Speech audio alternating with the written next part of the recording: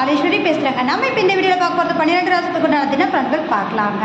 திங்கட்கிழமை மேசராசி நேயர்களுக்கு லாபகரமான நாளாக இருக்கும். இன்றைய தினம் மன மகிழ்வான நாளாக இருக்கும். ரிஷபராசி நேயர்களுக்கு மதிப்பு மரியாதை கூடும், பொருளாதார ஆதாயம் உண்டு. மிதுன ராசி நேயர்களுக்கு இறைவனின் அனுகிரகம் பரிபூர்ணமாக உண்டு, உறவுகளால் மேன்மையாக இருக்கும். கடகராசி நேயர்களுக்கு எதிர்பாராத தன லாபத்தை சந்திப்பீர்கள், சற்று நிதானமாக செயல்படுங்கள். சிம்மராசி நேயர்களுக்கு சந்திக்கக்கூடிய நபர்களால் ஆதாயம் உதவியும் கிடைக்கக்கூடிய தன்மை உண்டு. கன்னிராசி நேயர்களுக்கு வேலைப்பளு அதிகரிக்கும், பணவரவு சாதகமாக இருக்கும்.